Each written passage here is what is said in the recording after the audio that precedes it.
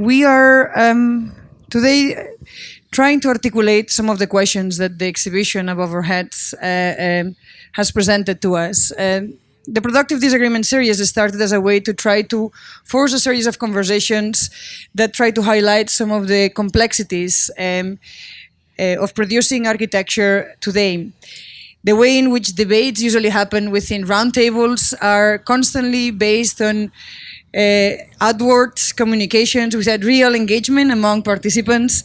And I do think that we live in a time, particularly a time that is framed by questions of agency and data management, that really call for a questioning of what are the motives and what are the principles behind the accumulation of data and the production of new models about how do we want to live together.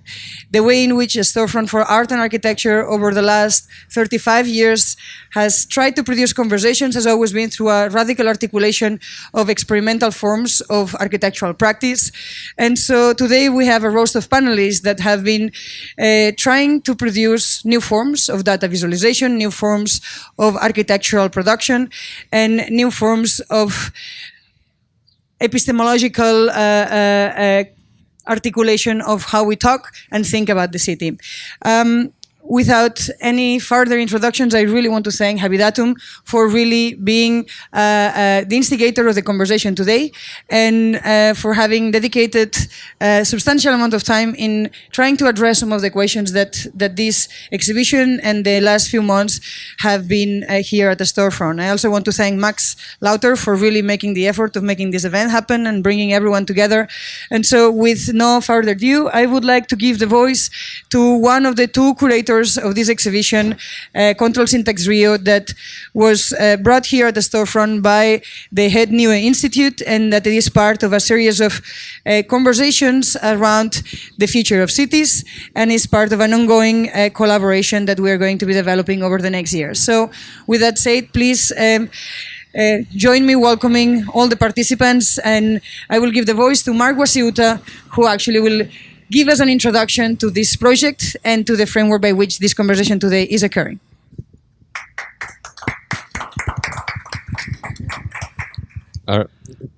This one. Thanks, Eva. Thanks, Max and Carlos, and thanks for everyone for coming out. So yeah, to get things started, I'll just try to rather informally explain what Control Syntax Rio is.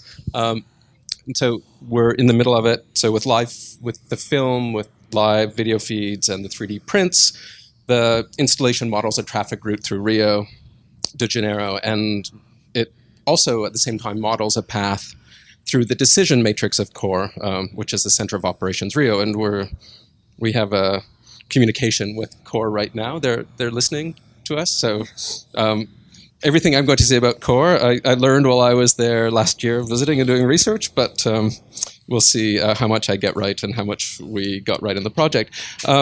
So in the installation, the route through the city and the path through the decision matrix merge, and as they do this, they indicate some of the issues around control, syntax, and agency, and I'll try to come back to these in a few minutes. But it might help to say what Core does.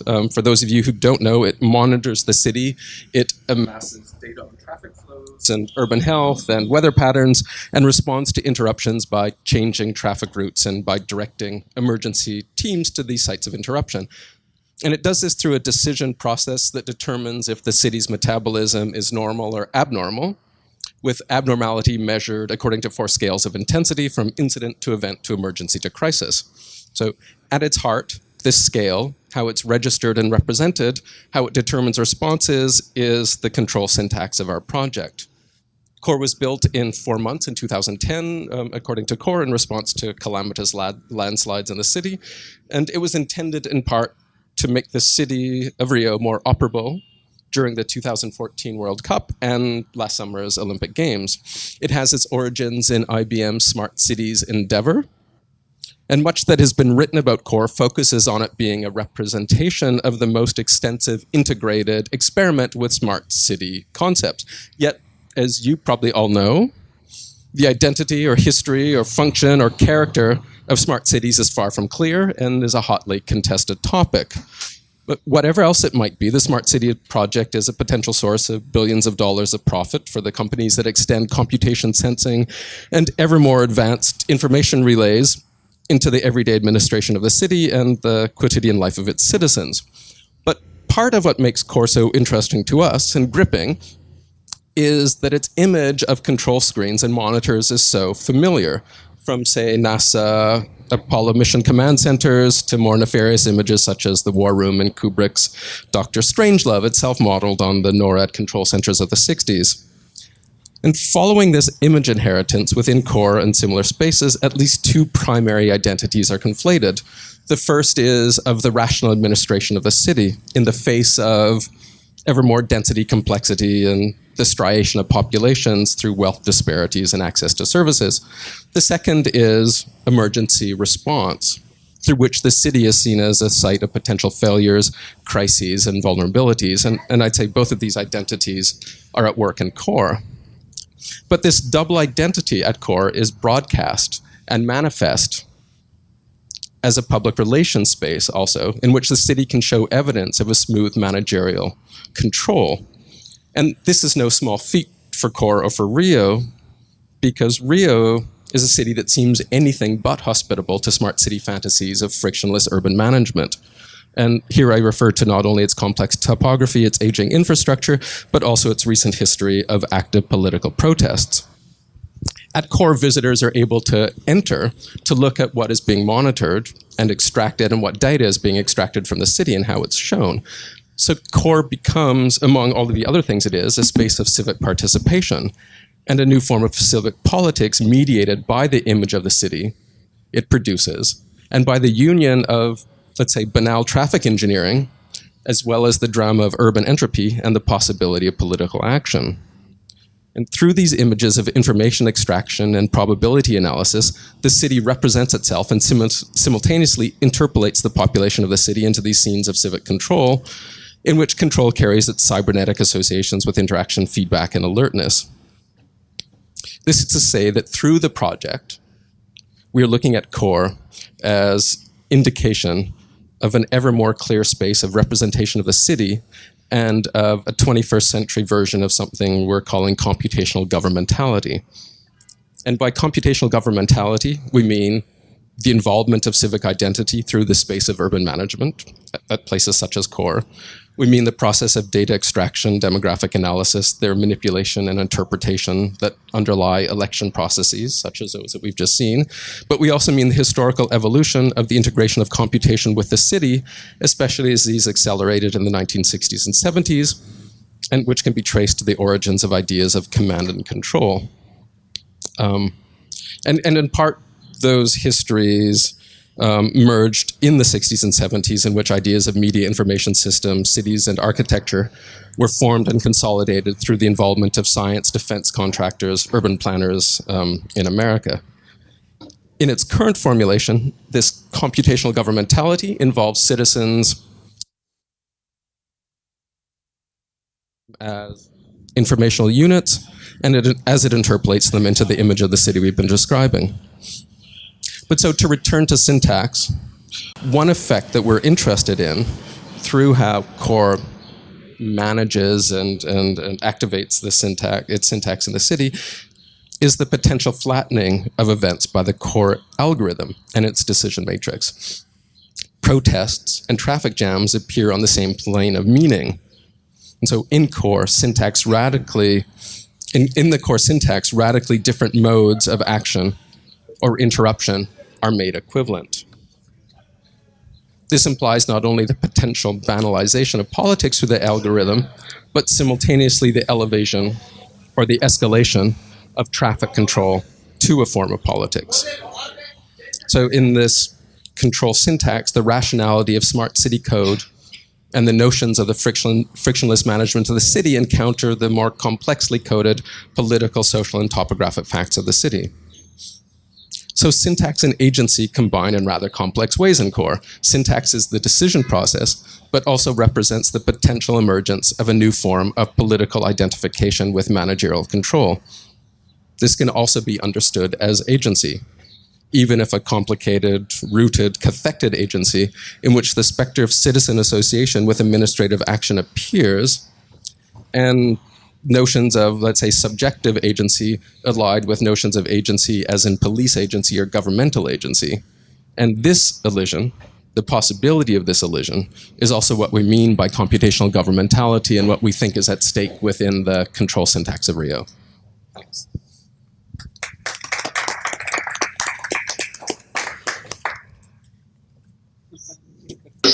Hi, can you hear?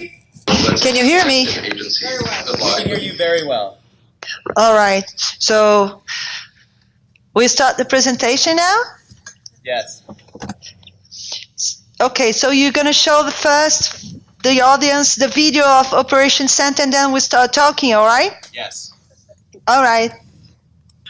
And that's why the Rio de Janeiro City Hall created the Rio Operations Center in the neighborhood of Cidade Nova.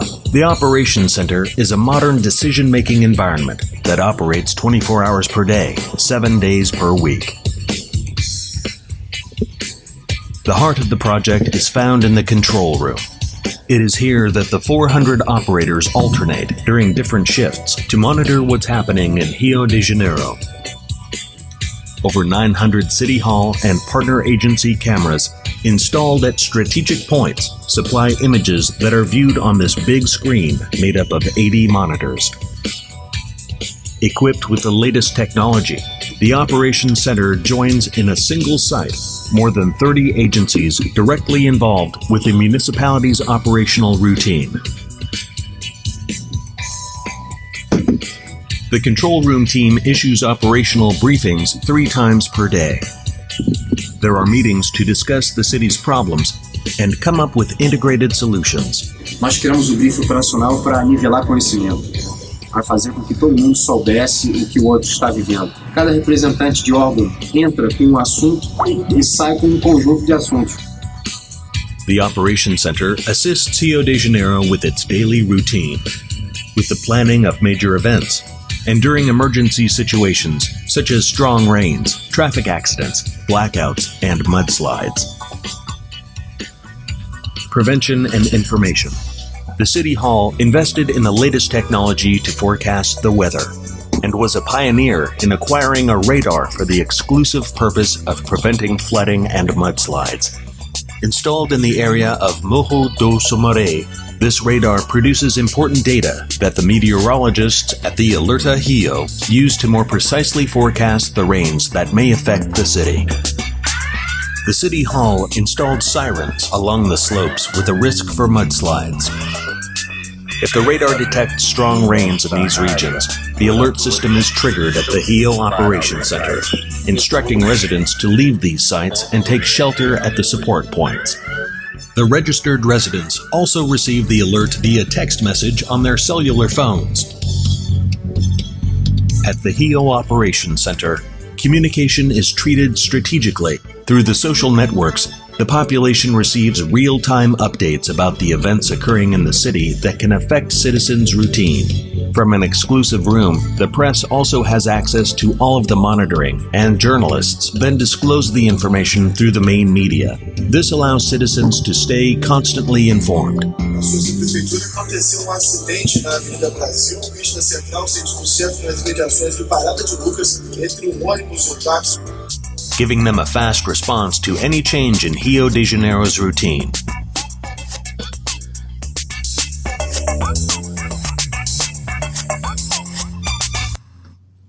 Okay. So you already seen the video, right? Yes. Okay, so I will start by, if there is anything happens, please feel free to interrupt me, all right? Yes. Okay, so first of all, introducing myself, my name is Liana Luz, so I work here at International Relations at the Operations Center, and I help in here the CEO, Alexandre Cardeman, with this presentation. Mark already gave you a few tips about the Operations Center, so I will try to make it better, to explain a little bit more about the Operations Center here. We start we start operating on the 31st December 2010. In April 2010, Rio de Janeiro suffered for very heavy rain, where occurs mudslides and flooding all around the city. So this is an example of a mudslide that occurred and the flooding around Rio. So the media start pressing the city hall about some more integration around the actions to solve those kind of problems. That is the way that the press was starting pressing the city hall and our mayor at the time. So because of that, the city hall find it the urge of putting in place a local where all the agencies were connected at the same time in one single room. Those are a few challenges that Rio de Janeiro passed around the years here. We have the first one, as you can see, mudslides, flooding, populations, and our traffic is pretty heavy, very intense. Public transportations, traffic accidents, and big events, and some protests as well. So as any big city, we suffer for a lot of situations that cause a chaos in the city. This is our Operations Center main room, where we have more or less 74 workstations in that area, with all the agencies and concessionaires sitting in one single room, where you can see the main screen out there, where we have our cameras. In total we are talking about 1,000 cameras that are private and public service, and also private sector cameras that we share with us, the images. So as I mentioned already, we started operating 31st December 2010. One thing that we have when we started, the main objectives is the routines of the city. The three main pillars that we work here are the routines of the city, the day-by-day basis occurrence that occur in the city. The second one is emergencies, where we have crises or car accidents and things like that, and big events. We start here we work here 24 hours a day, and we work with around 500 people in the Operations Center. So, going back, so as I mentioned, we work with about 500 professionals inside the Operations Center.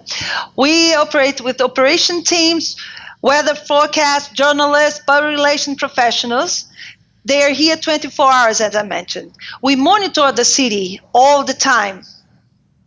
And we also use all the new media that we are available to us. When I mean by media, I mean by Twitter, web social media. So Twitter, Facebook, everything in our power to make this communication go through the population and toward us as fast as we can. So after 6 years of operations here with CORE, people know that there is a team taking care of them. So this is very important that our people know exactly they are being watched and they be cared by us. So, CORE General Works process follows those 3 steps. Monitoring the city. So we use for that field teams, cameras, web, as I mentioned, web social media, reports from local press audience. So people also communicate through the media with us. Second, identification of the problems and situation analysis. So, receiving the information, we have a chance to analyze this information and to know the extension of the problems. And from here, we have, as I mentioned, we have everybody sitting in the same room so they can evaluate and take actions as fast as they can. The third one is making the decisions and the integration of operations. I like this word very much, integrations, because integration is the most important thing that COREs work with. It's the integration among the agencies, among the informations that make it possible toward any kind of incident to work as fast as we can, using all the tools available to us.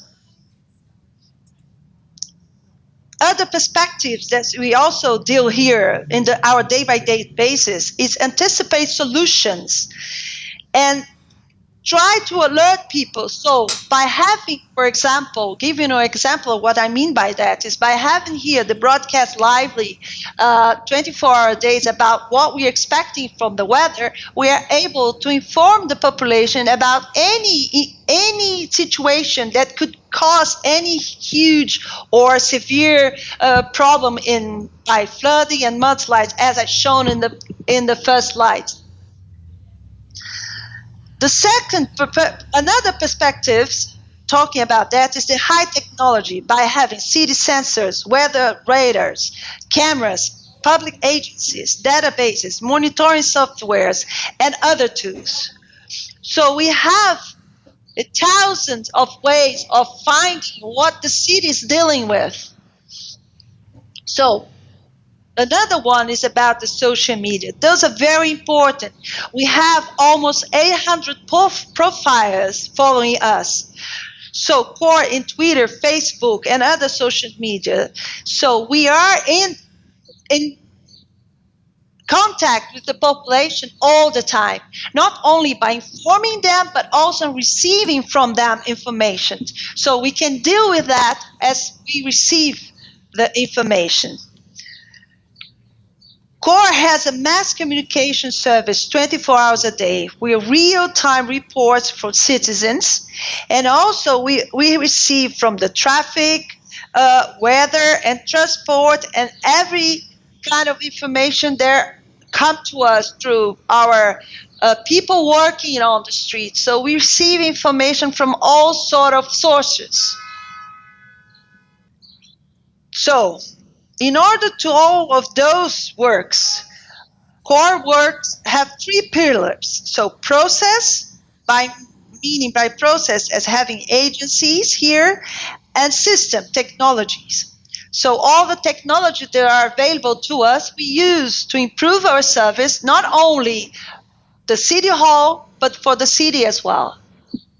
And citizens, which is the most important part for us, is for us, the existence of CORE is for the city. So CORE is important as a tool for the city. One important thing also to describe the functioning of CORE that I found it very good to explain is that CORE, it's for the city as a toolbox. So everybody, every agency come inside and have their material here to work and use everything is available to improve their service.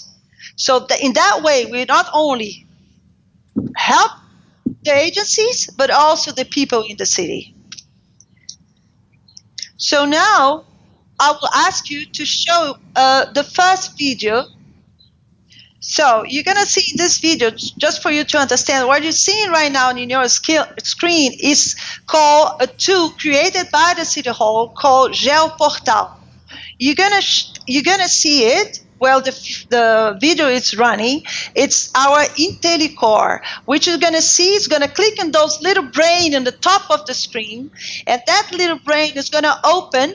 It's an example of a situation that we deal day-by-day basis here. So it's all the time operating that way. So it's going to show us a graphic on your left where you're going to see all the situation of traffic and rain in a day.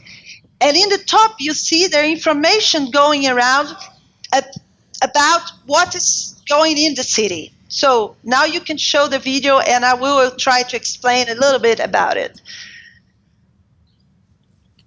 It's a report from Waze that you're going to see about a traffic accident. So you see now it is the Waze. So when you have this IntelliCore mode, you're going to see that some light problems going around, so some traffic lights, and now you're going to see an incident reported by Waze. So we click in this incident, it will open a little box with information that we receive not only from Waze, but now you're going to see cameras that are added by the Operations Center to that information.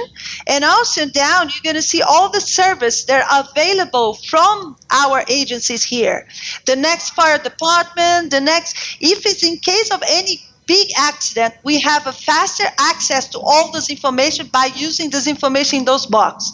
Now it's taking a little longer. You're going to see an example of one of the cameras nearby the incident. By that, we open the camera, we can sort from here, evaluate how impact is causing that incident.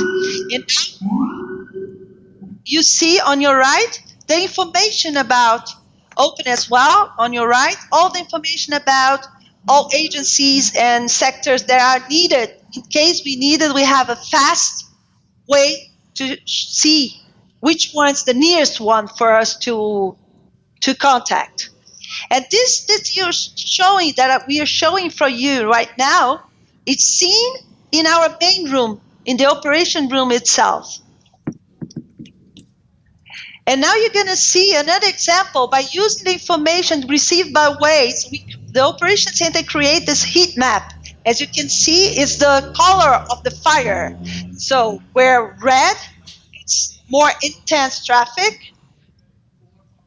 No, sorry, purple is more intense traffic.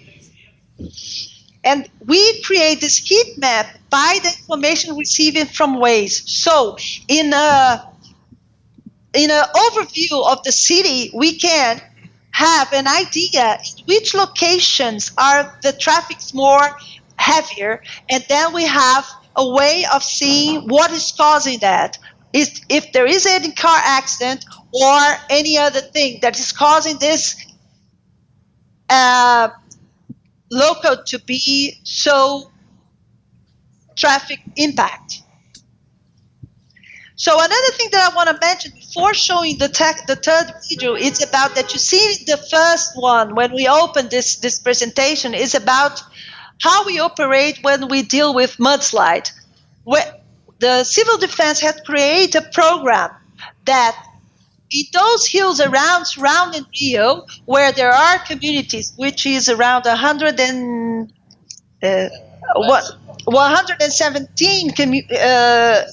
more than 100 communities, which it calls our favelas, they have installed rain meters and sirens in those slopes. So anytime that we find that there is a need of put those sirens to work, we can do it from here. So from the Operations Center, whenever it's needed, we can turn on the sirens from here, and then the population around that area know exactly how they should act, because the civil defense through the whole year go back again in each one of those communities and train the citizen there to understand how they should respond in case of any need. So now going for the third video that I want to show you, it's that if you can put it on, we're going to show you how the city deals with big events. As you know, we have already had. This is an example of the street carnival parade.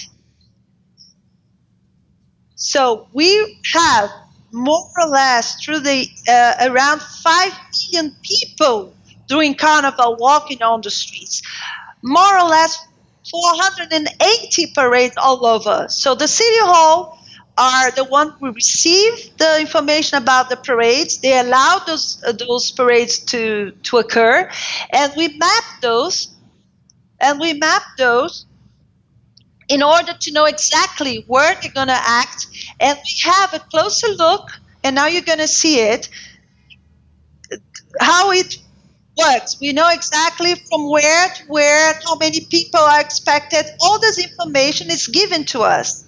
One thing that is important also to explain is that this GeoPortal tool that I mentioned, GeoPortal, it's capable to show you that how about the parades and big events and everything. It's a tool that is capable of more or less 200 layers of different informations.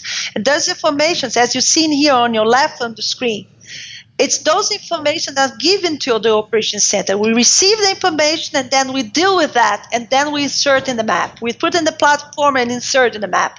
That way, we are capable of have access to all kind of information about what is going on in the city. So as you can see here on this example of this big event about the carnival, we have all the information about the parades going on during the carnival. And that goes for everything. That's how we deal through the Olympics, we deal through the World Cup, and other events that occur in the city. Rio de Janeiro is a very big city, busy one, as you can see, and we deal on a day-by-day basis with a lot of things, as New York City as well. So that's a way that you can follow us and get more information about us and receive some of our also news. Whenever you come to Rio, you're going to be informed about the weather, about the traffic. This is a way that you can keep in touch with us all the time. So I think in my short time, I had explained it. And I hope everybody understands, but I'm here and Mr. Cardeman is also here for any questions or any doubts. Thank you so much.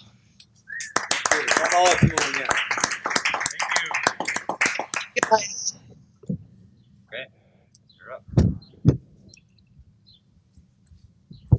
Well, I think Liana's and Cardeman's presentation was very detailed, so it's good that I don't have actually to try to describe what this machine how it works, and also the exhibition is fantastic. So I'll try to present some of the insights and go through some of the aspects that were around the establishment of this center of operation, how we were thinking when we were participating in the former administration. I used to work with the mayors in the mayor's office, so I was not directly let's say commanding the instrument and the machine, but I was close to the mayor, who is the commander in chief, and somewhat tries to understand what all these numbers and this information. Actually, the carnival is much more complex than it looks like. That I don't know if any of you have had a chance to be in carnival in Rio anytime. The operations very complex. People move around behind those blocos. They don't stay still like they look there. And as she said, it's 500 million people. So we actually created an expertise on dealing with people, and I think it's part of the one of the advantage and the assets that this tool represents in terms of technology. This is all behind a new perspective of that city governments in the world are approaching to technology. It's still in an early start.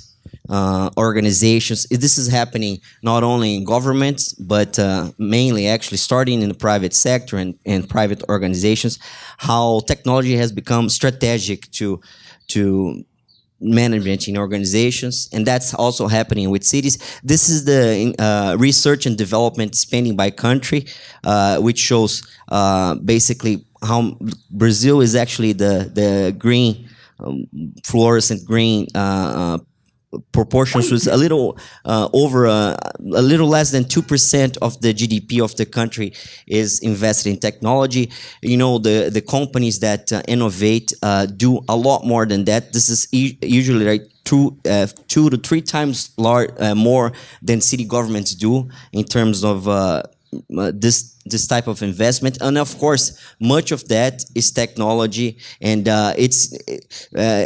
technology has gone from being something that you have to, let's say, it's a tool to do your things, from really being more and more in the center of the strategy and the management. And of course, this is happening in a slower pace in governments, but it's catching up.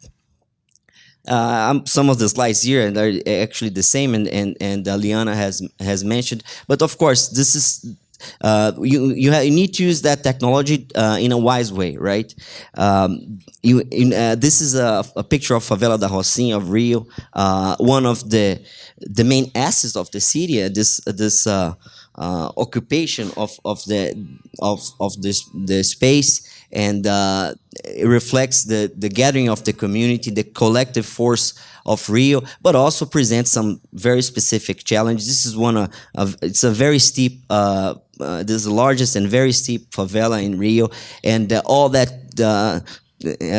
management tool, it's related to deal with real problems and people's problems. You can imagine how it is to evacuate this when it's rainy, and how and the hardest part is not actually to having the siren there and actually tweet people or send a Facebook message to people or in Instagram for them to evacuate, but really build the collective and the training and the coordination of people. You have to work with the local leaders that are in this community. We have used the health service and workers that really know the community and to identify the place to go when something wrong is going. Of course, this takes a lot of time and effort. And again, it's not a matter of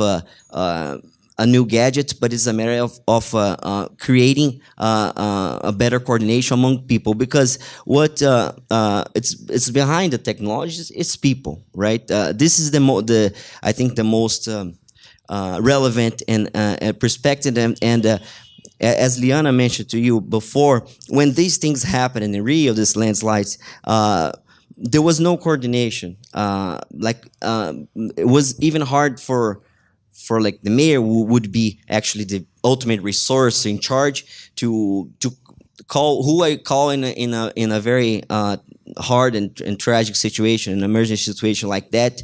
Of course, these things don't choose time to happen; they happen anytime. So the center of operations behind the whole system, it became at first a place to have 24 hours, the departments all together and making decisions collectively. It's already a big step. And that increased the capacity of response of the city. And I would say this was like the first benefit, and from of course, the tragic event that she related, increased the efficiency and coordination of the city. But then we understood that this was a powerful tool also to build all the potential in terms of this collective force of people. And she mentioned some of that. We started to exploring the collaboration of how each citizen can be a source of information, and we really use this as a tool of Waze, which is a very popular platform on traffic management in Brazil. People actually input information all the time to Center of Operations. And I would say the third stage of the center, it's intelligence. It's, of course, collecting all that data, and this is happening, as I said, many organizations in the world. I was looking a chart that 10 years ago, the 5 largest companies that invest most in research and development, I said, were Pfizer, Procter & Gamble, General Motors. Today, it's Facebook,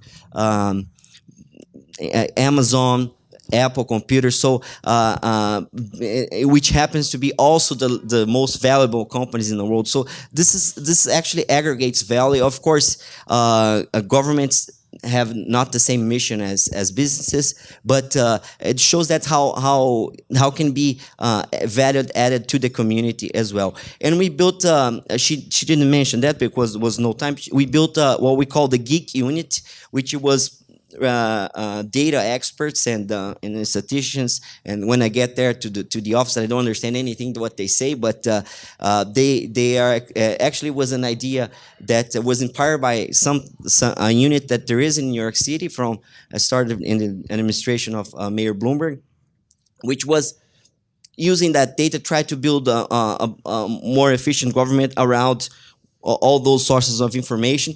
This is a picture of New Year's Eve. One of the first experiments that this group did, and they are located right inside the Center of Operations, so somewhat of to really be actually physically close to the information as well. But that showed that during New Year's Eve, we understood by getting the information from people and cell phones that 55% of the people that actually go to the Copacabana beach, if you had the chance also to be there, it's over 1 million people in the beach for the party, and we realized that the 55% were coming from the north side of the city. 38% were located already in that region of Copacabana. Only 7% came from the south. So we were able to relocate the buses, and we finally understood in a granular way that 225,000 people were without public transportation. So this was the first work. Another work of this group concerning transportation. The green area on that graph is the area that it's attended for by public transportations within 400 meters, and the red ones are the ones that are people that live in areas that farther than 400 meters for public transportations. So as you can see on the west side of Rio there is a more of the red one, and we also were able to relocate some bus stops, really with minor changes that don't cost much for the administration, but to attend over 6,000 citizens. This is another interesting case. It's the heat map of dengue cases, which is a major epidemic that we face in tropical countries and in Rio as well. The red areas are the areas that concentrate more cases, and this is really has a strong impact in terms of increasing the efficiency of the response. Because you can really locate where the main cases are, and we used this information from Twitter, crossing the information from people manifesting their symptoms and through Twitter and other platforms, as well as the information from the health department, and we could even find in a granular way again. In terms of neighborhoods, and locate some of the health departments and the team to try to prevent and control the epidemic in Rio. Those are some experiences, some capabilities of this, using this data, using this collective force, as I said. But I think, and I will finish my intervention here, putting that into a larger perspective. We are coming from this a situation of the status quo there, and the graph shows that city halls connects to the city and to citizens, and citizens connect to City Hall, but it's in a very one way. And of course, we're now changing for a more of a cooperative way. It's a new paradigm. Of course, it's just starting. This is a laboratory for all cities in the world. And we found that it was not only about management, but some also about political engagement and participation. And this was behind some of the protests that happened in Rio in 2013. And from that experience, we developed this tool which we call Lab Rio. And it's about connecting to citizens in terms of trying to get their inputs, not only in the cold form of the data, but really what they go deeper and trying to understand what they want, and how to best use that information, or that in a wise way, to build a better city to all of them. So we created this Lab Rio, with really focus not only in data, as I said, but in participation. And we ended up, based on other experiences in the world as well, trying to develop some platforms. And this is in Portuguese, but it's easy to understand. That basically summarizes the levels of participation that the citizen can have with the city, and it goes from just information, have better information. So we created the basic the tours to understand how the budget works. Governments got too distant from citizens, and this is part of the crisis of political representation that we're seeing everywhere in the world. But not only inform, but also consultate. Like listen what citizens can say, have to say. But in a third stage, I would say involvement. Like really get them in a periodic collaboration with the city, which would be the fourth level of participation, and what we describe as a fifth level would be empower those citizens to participate and to be part of the management of the cities, and that translated in some tools that we developed. This is it's a challenge that was thought around the Rio 2016 games. Just by asking the people how the games could bring more benefits to the city and population. From that basic question, we got a lot of interesting ideas in terms of what kind of project should be done by the city or with the city support, and we ended up like in a stage in a sequence of selecting them, implementing some of the projects. Also, this is another mapping tool. Again, georeferencing, just mapping what people want, what they're asking, from simple things as a new cycling path or as a new cycling station, from bus station. Try to somewhat of listen what the old channels of relationship with citizens sometimes don't capture.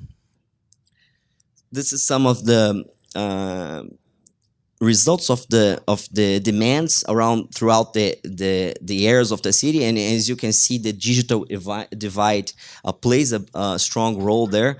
Of course, the rich, of course, no, but the rich areas ended up presenting more of demands.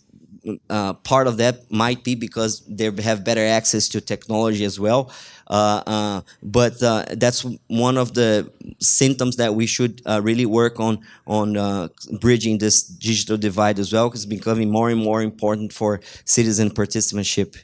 A hackathon, which also many cities in the world have developed. We try to somewhat of replicate the startup and the innovation model that it has worked well with private organizations, in the nonprofit sector as well. Somewhat try to incorporate that within the government. And I will finish here with that all that underlies, as I said, and you guys are very familiar with that. With the larger reflection on how, let's say, outdated our participatory and I can extend that to democratic participation in a more political institutional way is basically our institutions are the same since the Greek agora, when the people would go to the agoras and really present their demands, or somewhat of when cities were much smaller, and that worked well for that period of time. But later on, and this is a figure on the left of the Roman Forum, the Romans already understood that somewhat you needed a representation of people. So they started having elected members to represent this kind of a collective understanding. And then this later on, I'm not going to go through a history lesson here, but this later on developed to The idea of social contract in the British Parliament it's a good example, but it hasn't been changed much since then. And I think with this digital revolution, it's somewhat of a accelerating that crisis of democracy, representative democracy. You see the president here today governs by Twitter and how he talks to people, and we're still learning how to deal now with the fake news or untruths that are being spread very fastly throughout supposedly credible media and channels. And this is a joke that shows how there is somewhat of a system, or error system that occurs in this new era. I think you guys are very familiar with this, and we're much engaged around this process. This is happening in a lot of places in the world, and Occupy Wall Street was a great example. The protests in Rio and in 2013, and it's still going today. They turn to different shapes and they have different demand, but there's somewhat of a crisis of representation behind all that. Okay, I end up with this kind of a weird word, and which is somewhat of a summarizes this whole idea. It's policymakers. This was presented by the former mayor of Rio in a Google Zeitgeist talk that he gave a couple years ago. But this represents those three sometimes movements that are happening at the same time. First, the pole is the growth of cities. The world is becoming more urban, as you all know, which is concentrating the power to cities, to citizens, urban citizens. Also, the digital revolution, which is changing the way that we all relate to ourselves, and this is having an impact in terms of how we govern ourselves and so forth. So I finished that, and sorry, I might have spoken too much here. Thank you. Thank you. Happy to.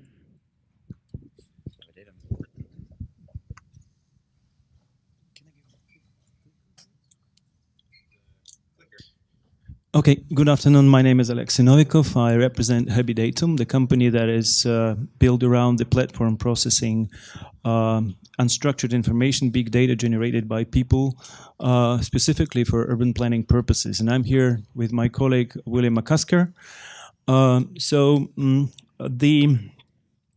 Actually, the discussion about smart cities reminded me one episode from Russian history, recent Russian history, and this is about very prominent dissident writer Alexander Solzhenitsyn, who is a great guy, and sometimes great guys do some strange things and even going mad a little bit. So he did. He came back to Russia after spending here in the United States about 20 years. For about 20 years he lived here, then he came back.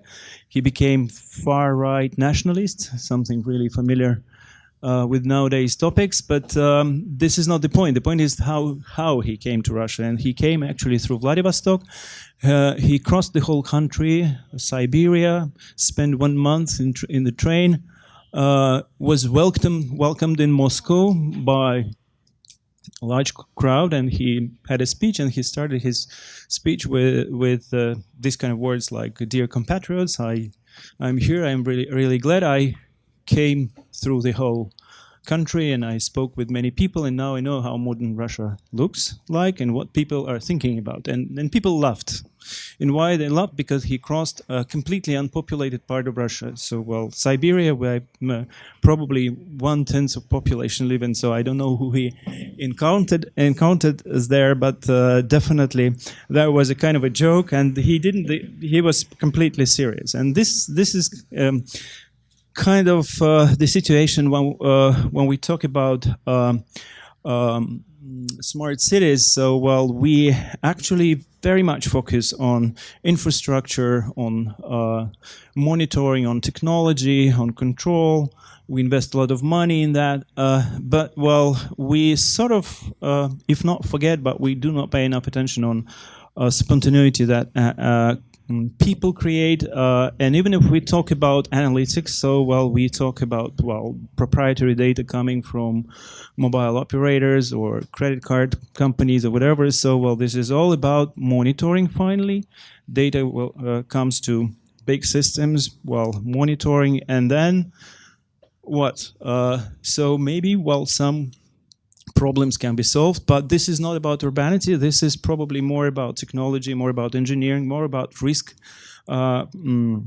assessment and prevention. But well, urbanity, this is about something different, and this is where we are, I think, with Habidatum studies. And so we've done a presentation about Rio. We spent a couple of months working with this set of data. I'm not going to go through the whole presentation. It's on the other on that wall, so you can look at this. But actually, what we were trying to show in this particular case, that, well, the most of attention and most of investments that went into surveillance infrastructure, they probably didn't have too much in common with communities that live somewhere in this space that is not covered by all these surveillance cameras and all this kind of stuff. So, well, this is of course a very provocative title, Roads versus Communities, because roads are pretty much the focus of the center, Rio Center attention. But anyway, this is what is happening, and picking up on what you've just said, is I think this is extraordinarily important to look at people and their behavioral patterns. And actually, well, what you said was really music to my ears, because I think this is exactly what has to be done. We looked a little bit on various areas of Rio, Leblon, and Rosina. Definitely, one is very prominent and very healthy area. Another one is favela. And look at this. Well, this is information that is coming from Instagram analysis. So basically, you see here how different those areas are in terms of lifestyle. So, well, you see here, well, topics that people normally discuss in their Instagram posts. So Leblon, well, this blue is mostly sports and all this kind of relaxation stuff. And Rosina, religion, love, and a number of some other stuff, and even the temporal patterns, because, well, the horizontal axis, this is about time, and the vertical is about the number of tweets that has been normalized statistically.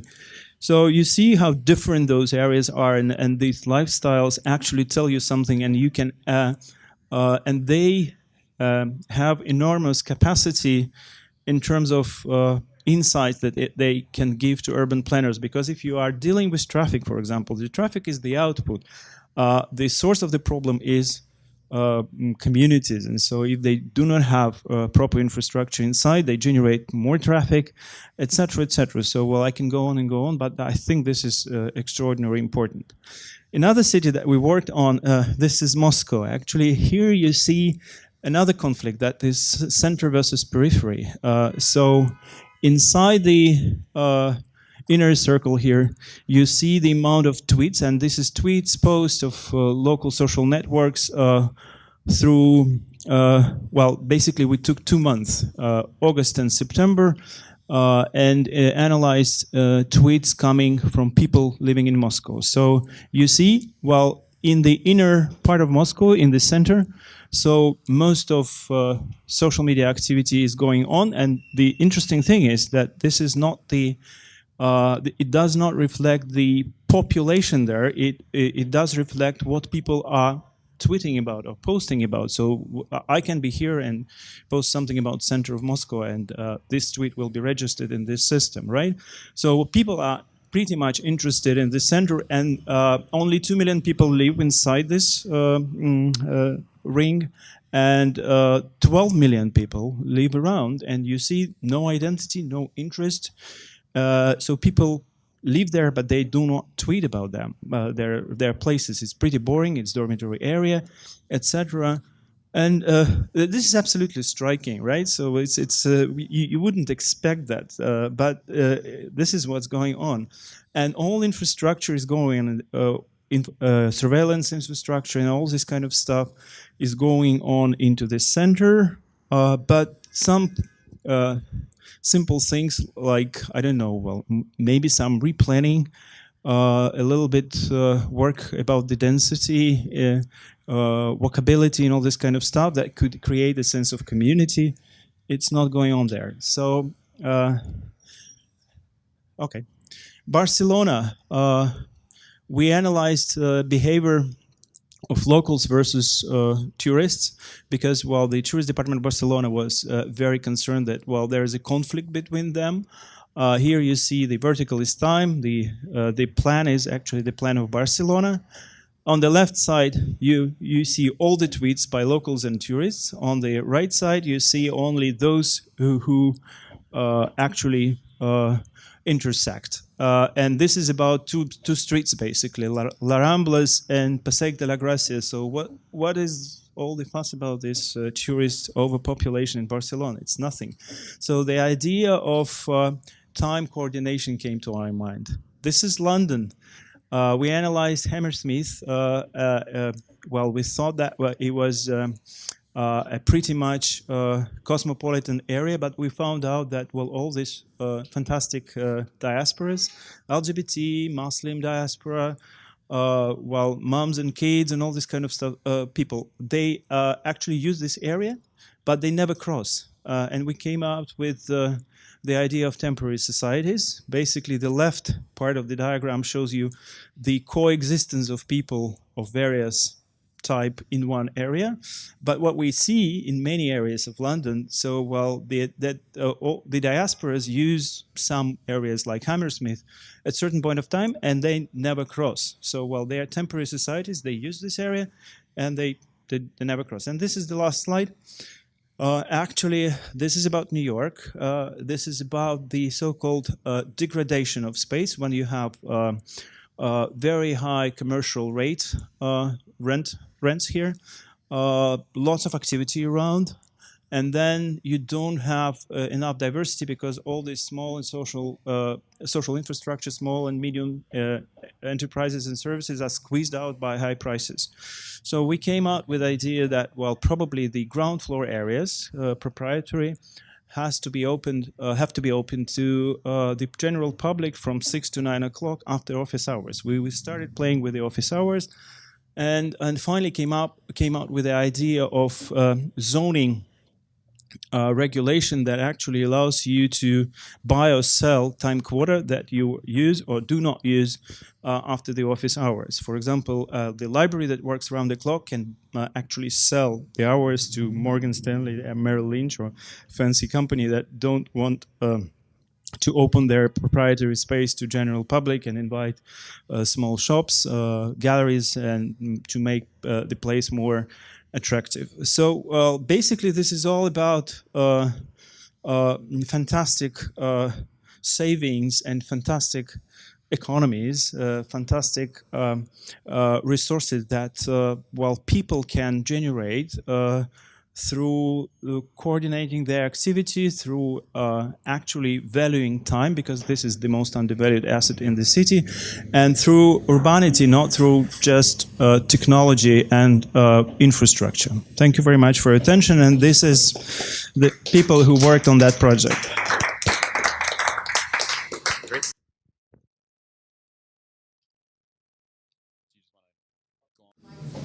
Yeah. Okay. Sure.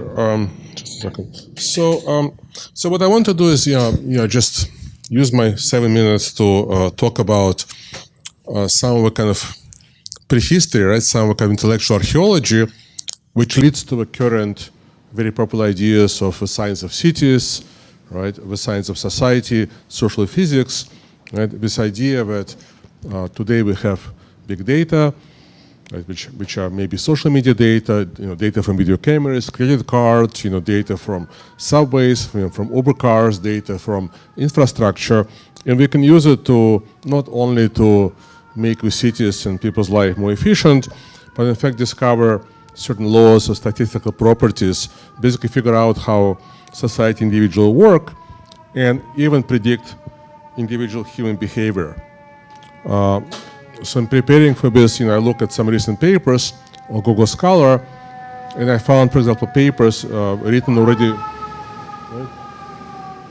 So written by some of the first researchers 10 years ago who started to collect, kind of monitor, people movements around MIT and also their conversations, and they realized that just having maybe a few dozen data points, like knowing which person, where this person was during the first part of the day, we can predict people's movements or people locations during the second part of the day.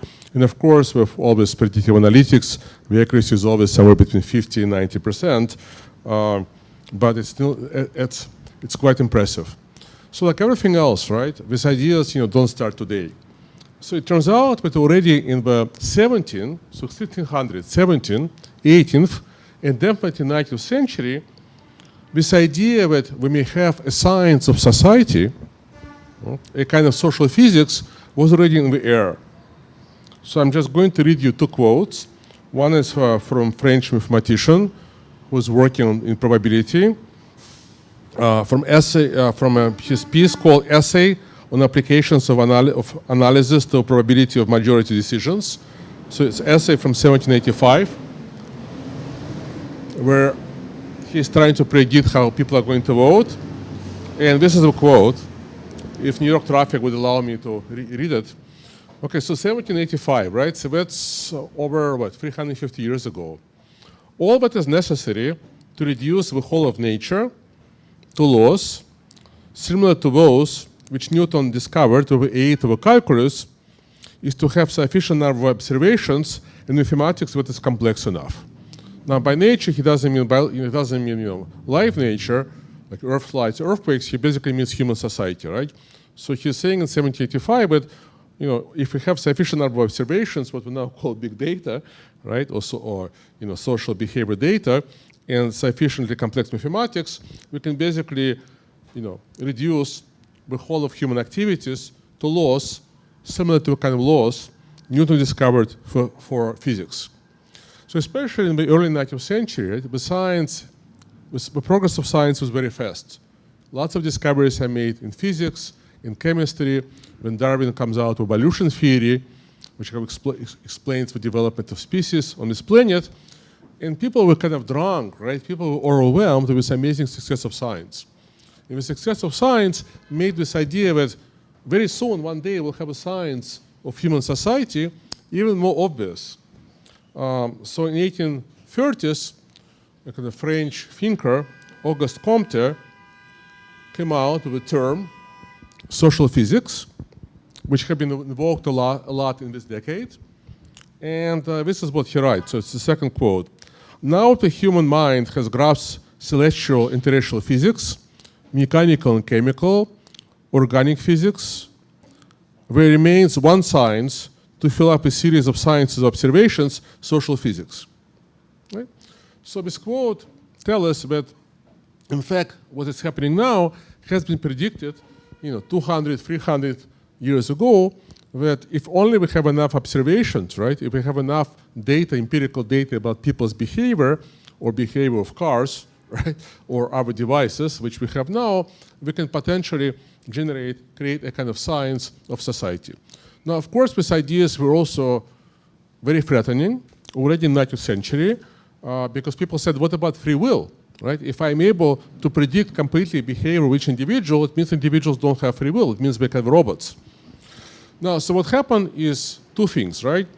So today, right, nobody is really trying to take this data and deduce laws the way Newton developed laws of society. So people use a different kind of modeling, which is statistical modeling, right? So basically, you have statistical models which allow you to predict with certain probability, like, are you going to have cappuccino tomorrow? Is your favorite favorite place, or is there going to be earthquake maybe in the next 10 years in Rio de Janeiro, etc., but it's probability, right? So there's a certain probability that you will have it, maybe 0.7 or 0.9, but it's not complete certainty, right? So this kind of statistical modeling or predictive analytics in a way have replaced the Newtonian style physics, right, as a foundation of new quote-unquote science of society.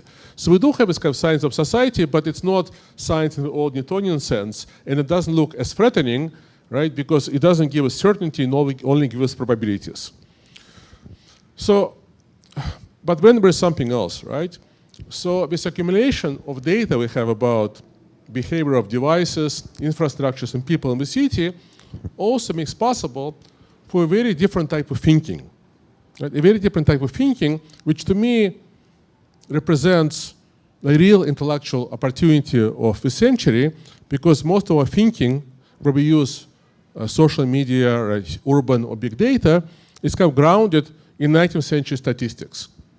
So think about Karl Marx. Karl Marx is like a first, in a way, sociologist, and extremely deterministic one. He reduces all of humanity using a single variable. Do you own means of production or don't? So he's just using a single variable to divide all the humans into two groups. Even he also postulates some objective laws of history, which eventually are going to lead to communism. So if there was one person who was really into physics of society, it was actually Marx. But of course, his analysis was not really based on real data. So today what happens, right? Let's say we collect some data about New York or Rio de Janeiro or Barcelona, about people mobility, or who talks to each other, or what we post. Our first intuition is start analyzing this data in relation to just a few variables. Right? Let's compare this data by gender. Let's compare this data by education level, by ethnicity, and so on. Right? So what we're doing is, on the one hand, we have this diversity, variability, and richness of data, right? About your movements, about what you're saying, about what you're feeling. On the other hand, we have just a few variables which really come to us from 19th century thinking. Before we had computers, before we had databases, before we had programming, it was very normal, right, to reduce populations of countries, populations of cities to a small number of variables, right? People would do census, we would do census by hand, and we basically record, right, some of these variables into the census. Why shall we do it now? So what I'm suggesting provocatively is, while we have,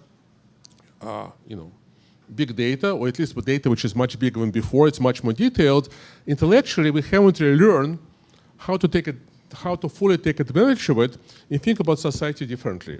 And what this data allows is a kind of bottom-up analysis, where you don't start with some pre-existing categories, city, suburb, male, female, and so on, but you look at the data and use various technologies of data science, such as cluster analysis, and other techniques which come from a part of data science called explorative data analysis. And you basically discover clusters, you discover groupings, you discover trends, and you can discover as many trends as you want. So for example, people have done it for scientific publications. Like we took like millions of scientific publications and we simply mapped who is citing who. And we create a network which divides all science into 785 paradigms. So paradigm simply means, right, these people are quoting these people, right? And then, if you want, you can map onto this network different divisions like physics, chemistry, and so on. But then it turns out that these divisions of science are kind of artificial, because the way actually science operates, it doesn't really matter what field you are in, because people create these paradigms, we create these kind of networks of peers, which in a way can cross, which are both bigger and smaller, which can cross across, right? So I'm going to finish in a second, and I didn't want to show anything because your center is like, it's just, I've been dreaming about it for like 20 years, in fact. So it's amazing, and your work is amazing, so I didn't want to show my own thing, which is kind of similar to what Habidatum does, but not as good. But I wanted to use my 7 minutes to talk about ideas. So we can now use computers, we can use data, right, to divide New York or divide people in the world, by their coffee routines, or their conversations, right? You don't have to divide them by gender, class, and so on, and you can divide them into as many clusters as you want. So we can divide people in Rio into, 1,000 clusters, or 50 clusters, or 10,000 clusters. But then how do you reason about it, right? Because when we have political representation, we just divide people into a few categories, right? So how do we get our politicians to think like scientists? How do we get our people who are not computer scientists to think like scientists? Because the science can allow us to model the data with infinite precision without this reduction, but how do we use it in kind of political and social arguments? But ultimately, what I want to say is, to me, that's what big data is about. It's not that it's big, it's not that it's detailed. What is really important is that it offers a possibility to think differently, to think about huge aggregation, which comes to us from a modern period. Thank you so much.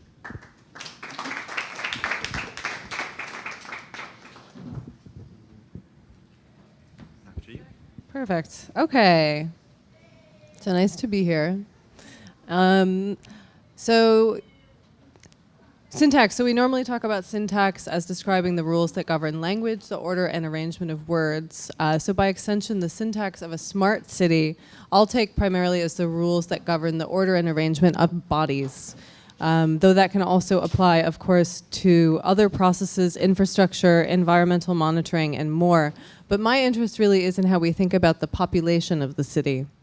And the concern of this panel, as I see it, addresses the apparent trade-off, or really the concern of this event as I read it, the trade-off between a highly ordered city and individual autonomy or agency. So the ability to define one's identity for oneself and to lead a self-determined existence.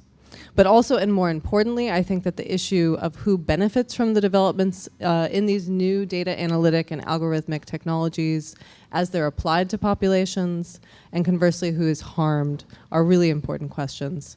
And then, of course, these two things are also entwined because smart systems so often punish those who push against them or who defy their syntax in pursuit of agency, and those whose identity is deemed problematic.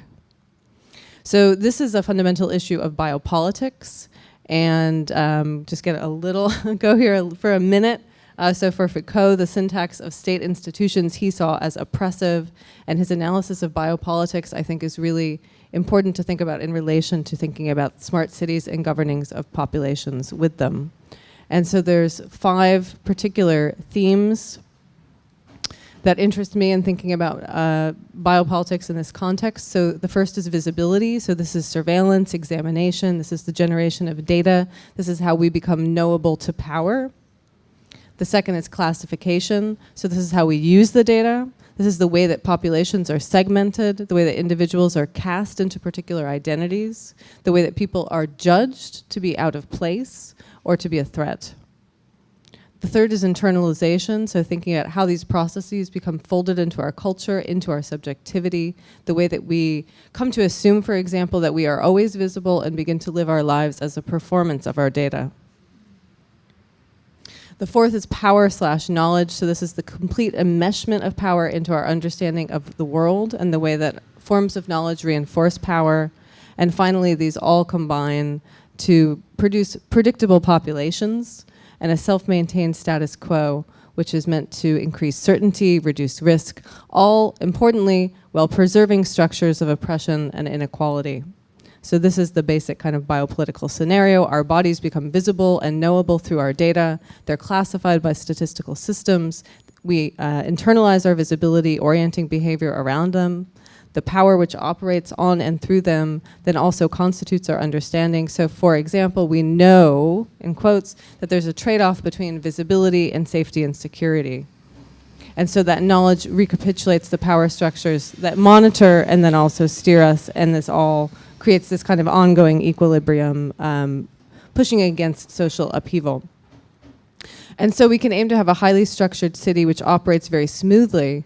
And when we're thinking about infrastructure, environmental monitoring, I think most people would be in favor of a very strong syntax, equally distributed, such that neighborhoods and subpopulations can derive equal benefit from, for example, these kind of disaster warning systems, organized and predictable public transportation, fewer traffic jams. I think most people would be in favor of this. However, I think it's totally different once we start making judgments about people, and specifically categorizing them in ways that privilege some and punish others.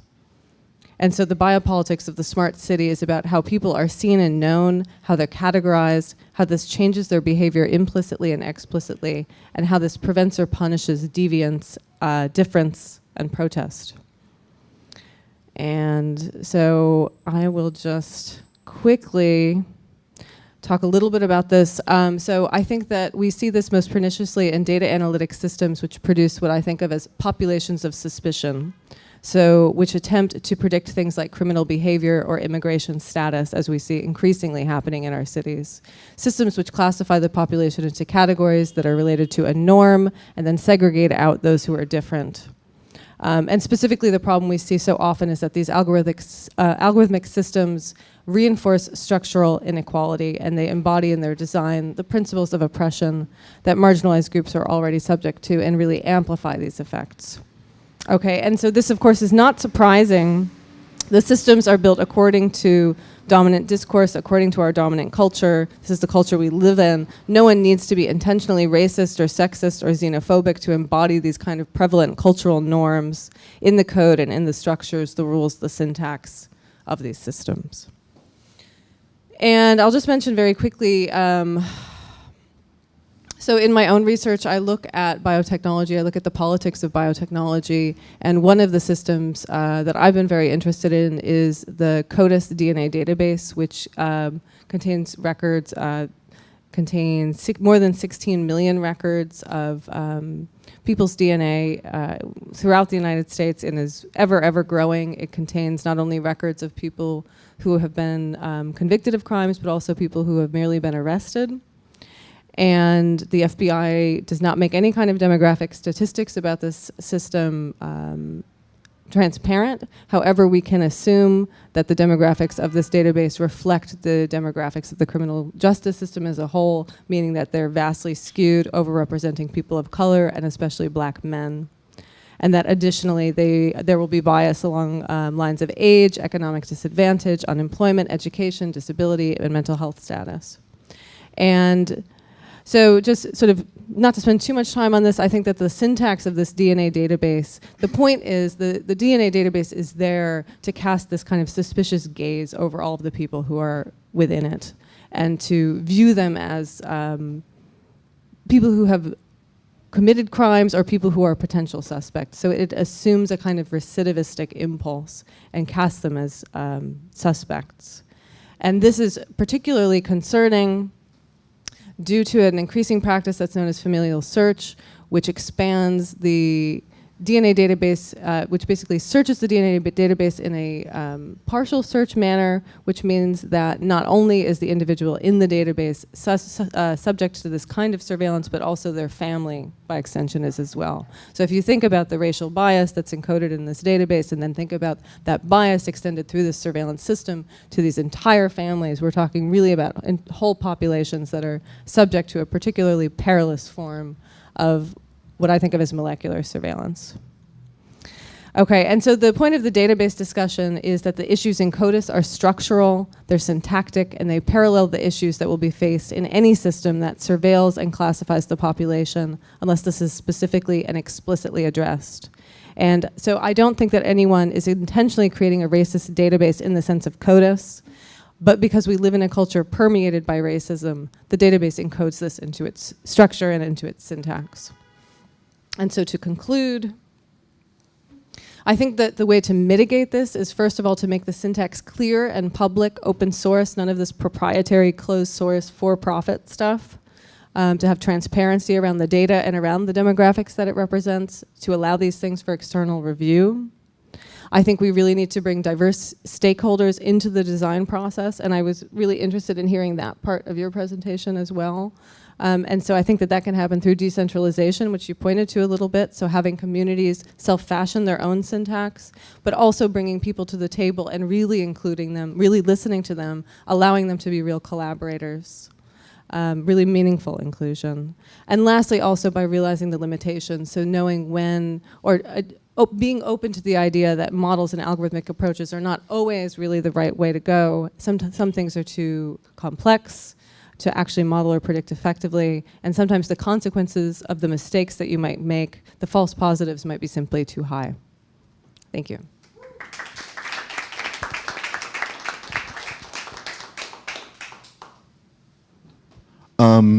So thank you, everybody. So I think I prepared my presentation with, I was actually in the West Bank yesterday, and I started to look at the COR. And from there, I was looking at it, and I was like, oh my God, this is this giant totalitarian machine. This is horrible.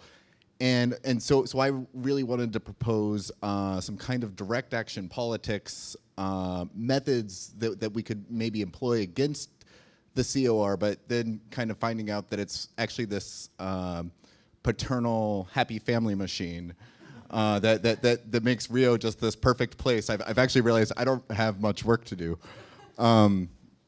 But also I think so what I want to try to do with my talk is try to think through the notion of syntax and agency as kind of a false dichotomy, and try to think about how we can think of the integration of computational logics into urban infrastructure as an assemblage of potential problems and errors that might make the smart city an ideal place for contemporary activist experimentation.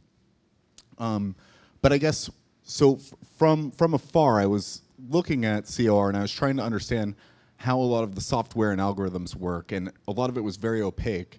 And it's still not clear to me if there is real-time automated monitoring processes.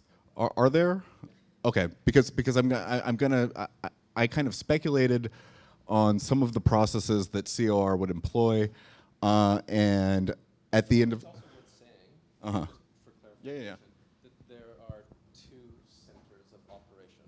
Okay. In part, and our representatives of CORE can clarify this. In part, the way.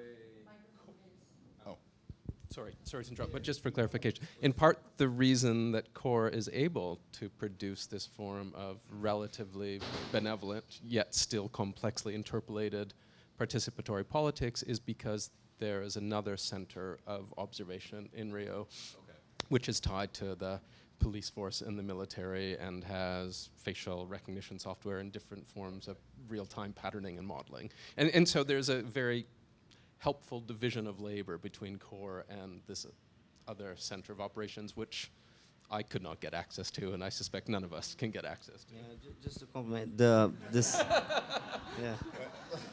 city doesn't run the police there. Right. Okay. But it does exist. This other center. Okay, so. Sorry. But yeah, so I want to think through what kind of potential problems might emerge through smart city infrastructure, and where can activists locate those in order to kind of exploit them for the purpose of direct action politics. So as a lot of you probably know, Paul Virilio, in his theory of technology, says that technology is that which creates its own problem, right? So the invention of the automobile creates the car crash. The invention of the cell phone brings about the dropped call. So what kind of problems can we start to locate within the smart city infrastructure, and how can we use it for the benefit of activist experimentation? And I'm specifically trying to think this through in a kind of situationist frame, and I want to kind of try to posit what a new situationist politics might look like in the era of smart cities. Okay, so as a lot of you probably know, the Situationists International was a collective of artists, poets, theorists, and militants that sought to develop ways to subvert the control logics of modernist urbanism in order to unleash contingency and collaboration within the built environment. So the Situationists traced the origin of modernist architecture to Haussmann's reconstruction of Paris. And what they specifically wanted to think through is that they saw Haussmann's reconstruction of Paris as being created around the intent to prevent insurrections and popular uprisings from happening. So what they attempted to do was try to think through ways in which they could subvert those very logics and create games and experiments that would open up contingency and create environments for collaboration. So the primary methodologies that they used to do this were détournement and psychogeography. Psychogeography was the study was a way of being in the city in order to discern the disciplinary control mechanisms of the city itself, and détournement was the techniques that they would develop to try to negate those very logics. So you can see right here, this is one of the very famous situationist works. It was created by Asner Jorn and Guy Debord. And what they would do is often use techniques kind of like the cut-up technique to cut up maps and repurpose them to rethink ways that they could be in the city and ways that they could create potential uprisings.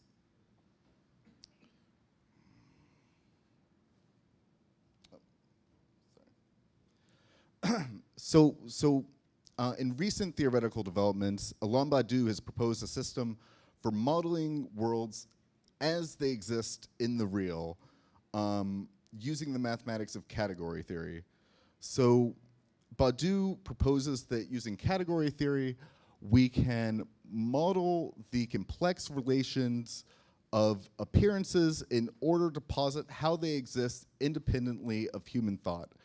And he specifically wants to do that to understand what the underpinning circumstances are for revolutionary events to emerge. And so essentially, and this can be, this technique can be used to model everything from poems to political situations to cities. And so Badiou wants us to stop thinking of a city as necessarily something like this, but more something like this, as a complex relation, as a complex network of interrelated logics that give way to the realities that we exist and in which things appear to us. What city is that? We're meant to understand the city that way. I'm just curious. Oh, no. Well, that is not Rio. That's actually a topoi that I took from Logics of Worlds, and it's not a city. No, on the left, but what is it on the right? On the right, that's a sum of products that Badiou uses to explain the Oka uprising in Quebec. Yeah. I thought it was. No. So I just put this together this morning, but okay. So one reason why I think that it's important to maybe try to understand political situations and cities in terms of their underpinning logical relations is because I think a lot of times for us activists, we get caught up solely in symbolic relations. In order to oppose power, we go protest in front of a court, occupy a public square, but and while that's important and useful at times, I think we really need to start thinking through the logics that that make up these political situations, and through using these processes, perhaps figure out ways to divert these logics. But okay, so now here is my, sorry. Oops. Oh, that's what's going on. Okay. Okay, so that's the end of the slideshow. But so I just want to finish this with a potential game. I've never been to Rio. I don't know the city at all. But a potential experiment that could maybe be used to divert police tactics in the midst of a demonstration. You guys can tell me if the way that I'm thinking through this has anything to do with the way that Rio's COR actually works. But so I guess what brought me to thinking about this is I just moved to Baltimore, and one thing that I was really shocked to find out is that Johns Hopkins now has an app for their students that if they go into a dangerous neighborhood, it automatically sends a police officer to check and see if you're all right. It'll first send you a message, and if you don't reply to that message, they will send a police officer to the neighborhood to find you to see if you're okay. So like seeing this kind of micro-apartheid media developing here in the States, I assumed that there had to be kind of similar things happening in Rio with this massive surveillance technology. And so I was trying to think through how they might be doing real-time automated monitoring, and I made the assumption that they don't have sophisticated enough computer vision technology to actively track a person as they're moving through multiple zones of the city in crowded environments. Am I right about that, or? Yeah, right. Like that's.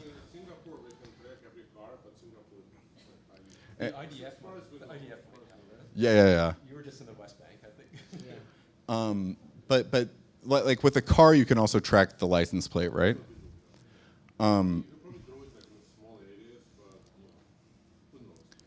But so one thing that I made the assumption on, and I looked it up a little bit, is that there's a smart card for taking the public transportation, and so one thing that I thought is perhaps one way to actively monitor city dwellers is to track what subway station that they're going into, and so. The kind of experiment that I thought through was if there was some kind of way, perhaps during a demonstration, to have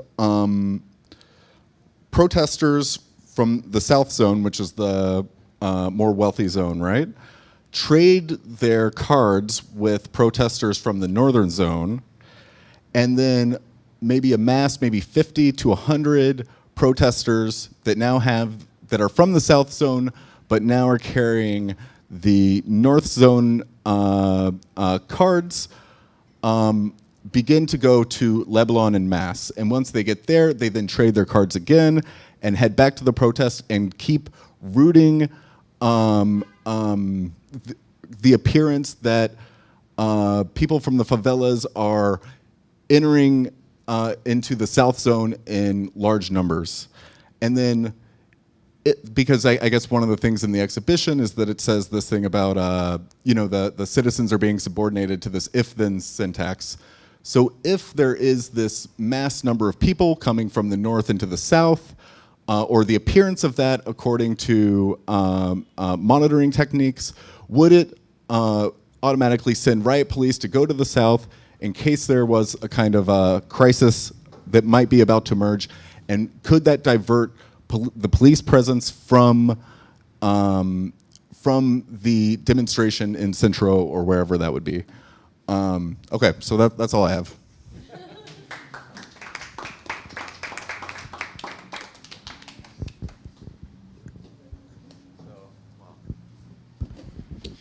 Thank you, everyone, for your presentations and thoughts and proposals. I guess we'll turn to the panelists to continue the conversation. I feel like there was just a question posed. If there is do you have a comment? Sure. Well, I just wanted to comment, but I think it was kind of beautiful evening, because we have, people, let's say, right, from the West, who, guys, I'm not trying to insult you, right, who went to school, you read Foucault, you read Virillia. So there's people who were writing like in a very different situation in the 60s, which, and then it led to French Revolution, 1968, which failed, because maybe our politics was not completely correct. In Foucault, right, in the wake of Foucault, we kind of think of surveillance, panopticon as only negative terms. And it can be, right? But it can be also used positively, right? And I think your center, at least the aspects of your center you presented, shows how, what we in the West call surveillance can be used very positively, right? To basically prevent natural disasters, to let people know about them, et cetera, et cetera. Another thing which I thought was beautiful, right? So when we think about smart cities, surveillance in the city, we always think about, traffic, right? Or like lights.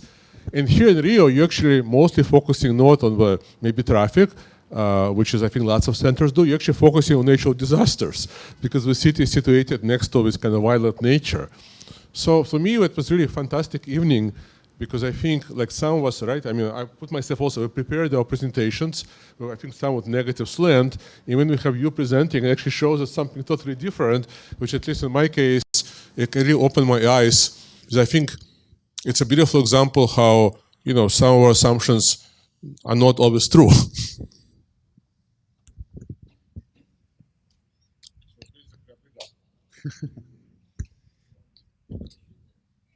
First, I think we mentioned some of it. Just to clarify, in that specific case, the city doesn't run the police, so they don't have security purposes.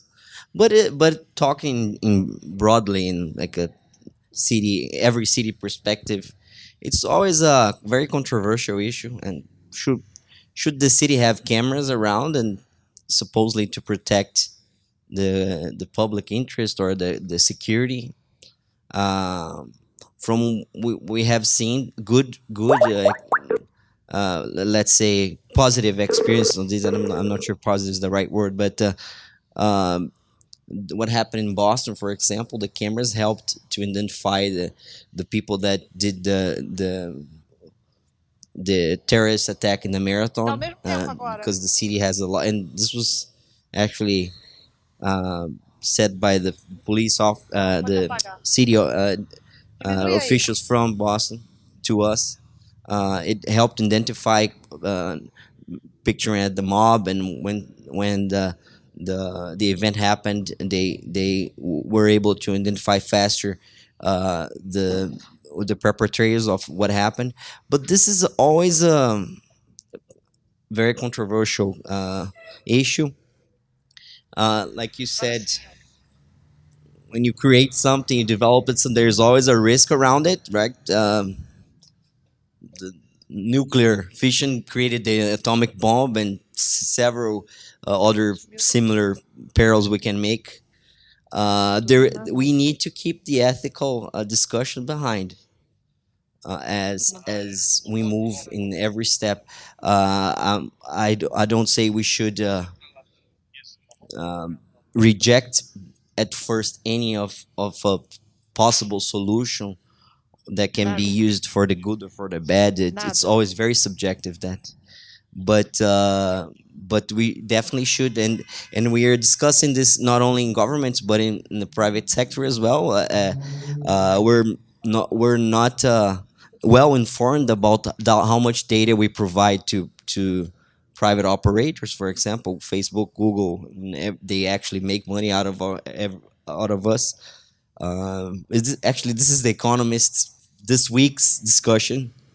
If this is right or wrong, and how should the regulators approach that? They don't want to prevent, of course, a new sector that can provide a lot of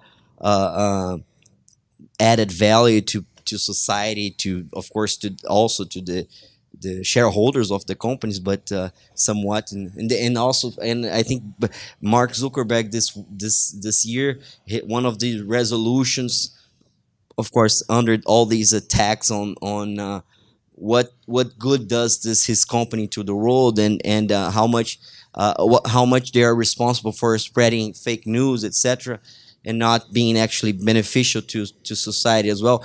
He himself proposed to explore better ways for his company to provide a better good for society. And this, I think, this governments even more they think on that, and how they can benefit the collective society without being prejudiced or harming a specific segment or reinforcing prejudice and racism, all that we unfortunately, it's around our social tissue as well. In the case of your center, people from Rio are using social media to communicate to you, right? Yeah. So you're not like in a typical scenario where like analyzing, right, anonymously people's social media. It's actually it's actually working the opposite way, which is very simple. But to me, it was also so amazing. Yeah, it was even when because I'm not sure in New York it works like this. Right? I don't know if they want to talk. Say anything there. Here, one. Yeah. No, you explained that people can use social media channels to send you information. So access two ways, and I'm just wondering. So Rio citizens, right? when we contact you, what kind of information or questions or what do we send you? So is it like updates about some disaster or some emergency event, or is it like other things? So what are some ways what are type of input you're getting from people, right? Well, the information that we receive here normally are traffic jam, big accidents, and some information about locations, about timing. So all sort of information that are very available to us. And what is important is we use this information together with the information that we gather here, and also through the agents in the streets that we can contact, because one of the layers of the GeoPortal that I couldn't show you in the presentations are the position, the exact position of the municipal guards in the city. So we, through the people, we receive this information and we send one of our agents there to check those information. Have I made myself clear? Yes. I'm going to say this again, just to clarify in part what we were looking at in the project, which is that traffic jams are fundamentally now political events and objects, not only because they're the mechanism through which there is a form of participation now, but it's also the way in which this thing we're calling computational governmentality starts to work, which is the identification of agency with agency, one's own subjective agency with a political organizational agency. And that seems something new. That doesn't seem like social physics, right? Because there's the object of science does not recognize himself or herself as such in that same way, right? Or I'm sure you can find 100 papers because they're predicted all of them. Because data scientists were applying it to right. yeah. But just to say, this seems to announce, and that's what's interesting about core, the emergence of the way in which one's own political agency is tied to systems of computational control, for better or worse. And so that we understand ourselves as generators of urban data and as living lives of patterns seems to be one of the effects of this thing we're calling computational governmentality. So yes, you could develop new patterns and new rules and new syntax. That might be a way of producing, let's say, counter algorithms through a form of lived patterns. So we're interested in that, but we're also interested in the way the city starts to appear then differently. So in part, the project is trying to understand what we mean by the image of the city. It's a bit like your Badiou diagram. It's not the city merely as urban form. It's the city as a mechanism that generates legible patterns. But those legible patterns might not map onto the city as form as we understand it. So there seems to be this complex structure of the computational governmental city that is both a new production of political subjectivities, but also a new production of urban imaginaries. And we're just trying to make sense of that, and trying to make sense of the way that it's positioned as benevolent, but still also does weird things, like makes a traffic jam and a political protest somewhat equatable through the algorithm. That's one of the effects of the algorithm. And Rio seems to be the place that one can witness that most clearly. Well, maybe on that note, and I feel like we're just getting started, but we are over time, so maybe we should continue the conversation with some wine. And I want to thank the COR for joining us. Thank you. Thank you so much. Thank you. It was a pleasure. It was a pleasure. Thank Bye you. then. Bye, guys. And thank you, everybody.